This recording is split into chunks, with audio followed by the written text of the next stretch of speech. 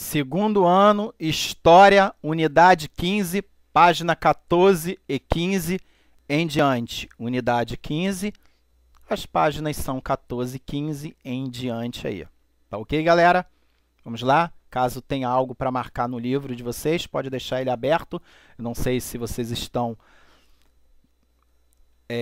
acompanhando as aulas pelo computador, pelo notebook, pelo celular. Não sei qual é o veículo que você está acompanhando as aulas aí, mas é bom deixar sempre o livro ali para vocês marcarem algo caso eu fale que é para vocês marcarem.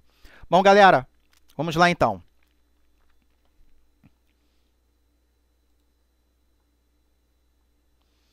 Nós começamos a falar do padroado. O padroado foi criado aqui no Brasil, tá? Que era justamente entre a igreja e o Império Português. A ideia principal, a vinda dos jesuítas para o Brasil foi importantíssimo. Nós vamos falar disso depois aí, porque tem coisa polêmica, porque tem uma guerra entre jesuíta e os bandeirantes. Nós vamos falar no futuro sobre essa questão aí. Os bandeirantes, eles capturavam os nativos para o trabalho braçal escravo, e os jesuítas defendiam ali as tribos nativas ali no caso, tá? E o padroado ele foi criado aqui no Brasil justamente com a ideia principal também do processo de dar continuidade à catequese, colonização e expandir a fé cristã católica para esse novo continente, o chamado Novo Mundo que foi descoberto aí, tá ok? Bom, a Igreja de Roma, ela autorizou justamente, tá, o padroado aqui no Brasil, tá ok? Justamente ela era uma instituição a partir desse processo criada com uma grande necessidade de catequese, reconhecimento da fé cristã, combater o crescimento de seitas protestantes ou de outras denominações e religiões que cresciam justamente, eram uma ameaça para o cristianismo católico naquele determinado momento, tá ok? Então, ela, dentro desse exato momento, essas monarquias ibéricas criaram para estabelecer uma aliança com a Santa Sé. Vamos lá, ortogado e autorizado pela Igreja de Roma, tá? Bom, o que nós podemos ver aí, tá? Que é importantíssimo aí. Segundo Azevedo, tá? Ele aponta para a gente alguns pontos aí. Primeiro, a primeira diocese brasileira foi na Bahia, tá? Em 1522, o Brasil foi descoberto em 1500, e em 1522, o bispo Dom Pedro Fernandes Sardinha chegou justamente com a necessidade de reestruturar a igreja aqui, tá? A ideia principal era atender a necessidade da Igreja Católica, tá? Dentro desse novo mundo que foi descoberto, tá bom? O outro ponto, o Império Português, ele tinha total domínio sobre as dioceses, então eles poderiam nomear bispos, tirar bispo de um lugar, colocar para o outro. A Igreja, ela deixou justamente o Império Português ter um domínio grande, forte, sobre a Igreja Católica aqui no Brasil. A coroa portuguesa, ela tinha um domínio forte. A Igreja, ela autorizou justamente. Então, quer dizer, um padre de uma paróquia, um bispo de um lugar poderia ir para um outro, caso houvesse a necessidade justamente do Império Português ali estabelecer que aquilo seria de vantagem para ela, tá? Então, quer dizer, o Império Português ele tinha esse domínio. Então, ele escolhia os cargos religiosos, tá? Então, pode deixar isso marcado também. No padroado se escolhia os cargos religiosos. Era um chamado toma lá da cá, que acontece muito no Senado e acontece muito na Câmara de Deputados, até hoje, tá? Bom, o Brasil viveu sob o regime de padroado até 1889, tá? Depois, quando a monarquia deixou de existir, tá? A ideia do padroado ele deixou de existir. Por que, Leandro? Porque o Estado passou a ser laico, né? Significa que o Estado, não é que o Estado ele não tem religião. Meus filhos, vamos prestar atenção. Estado laico não é Estado ateu. Por favor. A Constituição, ela estabelece que é dever do Estado proteger as religiões, culturas, tá? É dever do Estado. Religião e culturas é religião do Estado proteger e defender. Então, ela não é católica, ela não é evangélica, ela não é espírita. O Estado, ele tem um compromisso na Constituição de 88, tá? Justamente de defender todas as religiões e apoiá-las, tá? Desde que essas religiões não sejam aquelas religiões, tá? Que fazem sacrifício humanos e por aí vai, que fere a dignidade humana, nada disso, tudo aquilo que leva a sacrifício ou morte, o Estado, ele não reconhece, tá ok? Tá bom? Tô falando isso porque um aluno de uma outra instituição, ele até fez uma pergunta, né, um pouco polêmica sobre o assunto. Essas religiões X, que eu não vou mencionar, que tem as ideias de sacrifícios aí, se elas são toleradas pelo Estado. Não, o Estado, ele tem que preservar a vida. Então, tudo aquilo que é contra a vida, o Estado, ele não pode apoiar. O Estado, ele apoia tudo aquilo que é a favor da vida. A igreja, a religião, ela é a favor da dignidade da pessoa humana, ela é a favor da vida, o Estado, ele tem um compromisso, principalmente que a religião em si, ela tem um compromisso social com o ser humano. Deixa isso aí para a gente falar na próxima. Bom, então a partir daí o catolicismo ele era a religião oficial do Brasil, tá? E obrigatória em Portugal. Todos os portugueses, Portugal e Espanha, eles vinham de uma linhagem católica, tá? Família católica, tradição católica, tá? Então, tem essa questão aí. Um ponto importante, diversos religiosos católicos participavam do processo de colonização. O padroado era um acordo entre o Papa e o rei, estabelecia uma série de deveres e de direitos para a coroa portuguesa, tá? Os deveres eram garantir a expansão do catolicismo em todas as terras conquistadas, tá? Construir igrejas e cuidar de sua conservação. Naquele momento era dever do Estado fazer isso, tá? Pagar os sacerdotes e o trabalho dos religiosos, tá? Nomear bispos, criar dioceses era também um direito. Escolher o dízimo, a 10ª parte ofertada pela igreja, né?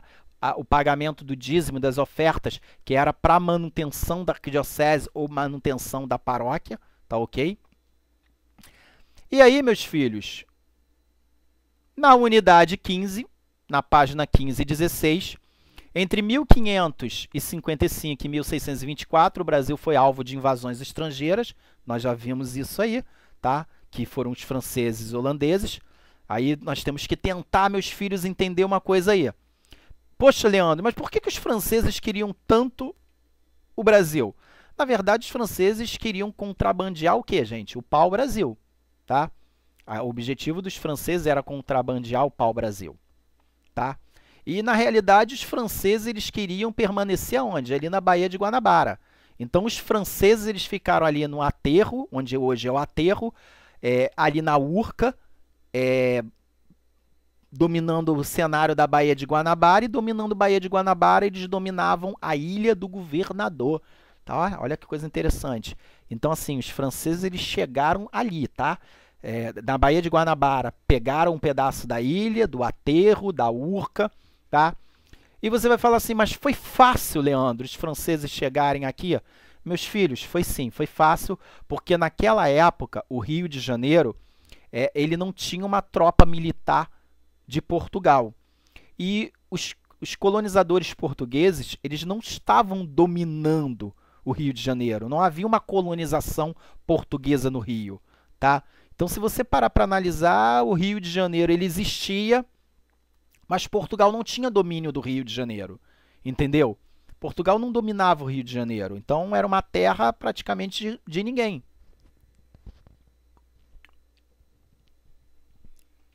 Então, era uma terra de ninguém.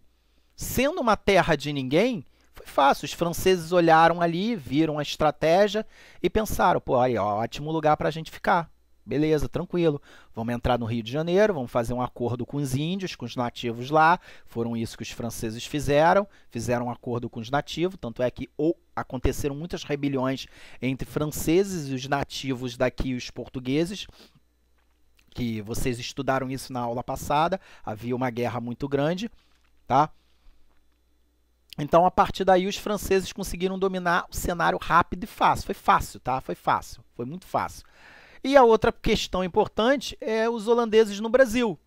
Nossa, por que, que os holandeses também queriam o Brasil? Nossa, o Brasil, todo mundo quer o Brasil, né? Os britânicos querem o Brasil, os holandeses querem o Brasil, todo mundo quer o Brasil, né? Pô, nossa, que isso? E também vamos tentar entender por que o que os holandeses, meus filhos, queriam o Brasil. Bom, primeiro ocuparam territórios do Nordeste brasileiro. Também, mesma coisa, cara, quase parecido com o Rio de Janeiro. Foi fácil dominar o Nordeste brasileiro. Na verdade, meus filhos, o Brasil é muito grande. Então, assim, quando você fala hoje do presidente administrar o Brasil, é difícil administrar um país imenso como o nosso, né? É muito grande o país. Então, assim, foi fácil, tá? Entrar no Nordeste brasileiro. Bom, quando eles chegaram no Nordeste brasileiro, procuraram construir sua própria colônia na América, ao se apropriar de uma das principais praças produtoras de açúcar da América Portuguesa. Então, a grande análise que a gente tem aqui é que eles queriam dominar o Nordeste brasileiro e as praças que eram grandes produtoras de açúcar, tá? E aí tem essa figura aqui, meus filhos, eu não posso levar vocês até lá, mas tem esse engenho lá em Santos, tá? Tá aqui o nome, Engenho de Erasmus em Santos, para ser visitado aí. Quem foi em São Paulo um dia, quem foi em Santos, chama papai, mamãe, titio, vovô, seja quem for aí, para acompanhar. É uma pena que, infelizmente, nós temos muitos lugares desses ainda largados e abandonados, lugares históricos, nós nem sabemos que existe. Eu costumo dizer que nós, brasileiros, pisamos na nossa própria história. Quando a gente anda ali em São Cristóvão, quando a gente está ali na rodoviária Novo Rio, nossa, quando você está pisando na rodoviária Novo Rio, quando você está andando em São Cristóvão, se você olhar para o chão, cara, aquilo foi chão de escravos que entravam, chegavam aqui no Brasil amarrados, acorrentados, arrebentados. O que tem na nossa terra é sangue de inocentes que foram trazidos da África para cá justamente para trabalhar como escravos, sendo humilhados. É um cenário horrível, porque eles não falavam português, a maioria dos africanos tinham um dialeto diferente, por isso que era difícil até a comunicação entre eles. Então, assim, é uma coisa muito pesada a nossa história. Nós pisamos na nossa história, nós não damos valor. E olhando para essa fotografia, nós temos vários lugares no Brasil, assim, que nós nem conhecemos. Que você anda, você pisa e você fala, caramba, aqui era um engenho, aqui era produção, aqui haviam escravos. Realmente é triste. Mas vamos dar continuidade. Mas por que os holandeses invadiram o Brasil? A Holanda tinha um envolvimento direto com o negócio de açúcar produzido no Brasil, pois foram eles que financiaram o desenvolvimento do negócio no país. Eles participavam do refino, da comercialização do produto, tá? Porque os holandeses eles tinham um maquinário para o refino, tá? Lembra disso aí, isso é importantíssimo lembrar, tá? Os holandeses eles tinham um maquinário para o refino de açúcar, tá? Por isso que eles fizeram essa grande parceria, tá? Então, a partir daí, sua presença ficou profundamente marcada pela administração de Maurício de Nassau. A gente vai discutir esse cara depois, com calma a gente vai falar dele, tá? Vamos falar dessa questão aí, tá? Ele era um militar alemão que estava a serviço dos holandeses aqui no Brasil, justamente para dominar ali o Nordeste brasileiro, justamente na produção, criar uma colônia holandesa na produção e no refino de açúcar para ser levado para fora, porque o açúcar, a cana, ela deu muito certo aqui no Brasil. Aliás, o que não dá certo no Brasil, né? O que não dá certo é a política, mas a cana deu muito certo aqui no Brasil. Tá ok, meus filhos? Então, quer dizer, os holandeses ficaram admirados com esse país. Então, quer dizer, Maurício ele foi enviado justamente com os holandeses para cá, para esse processo de colonização na produção de refino, tá, de açúcar para comercializar para fora do país, tá ok?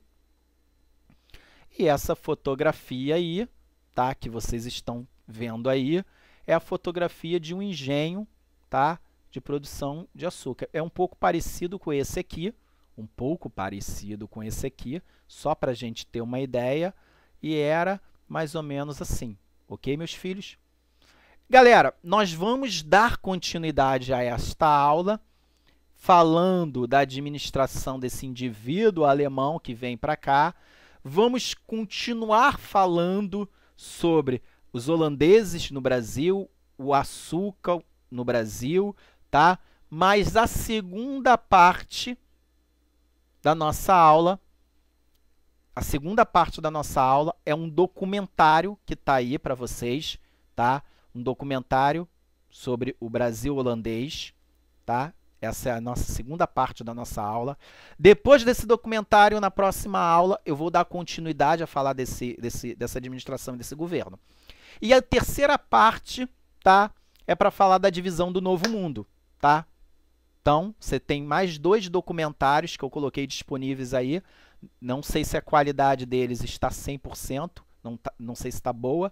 Foi muito difícil encontrar a qualidade boa, tá? Mas você tem mais 2 documentários aí para ver, tá? Então, nós vamos dar continuidade a essa aula, tá, na próxima semana, mas eu quero que vocês deem uma lida, acompanhem esses 2 documentários aí.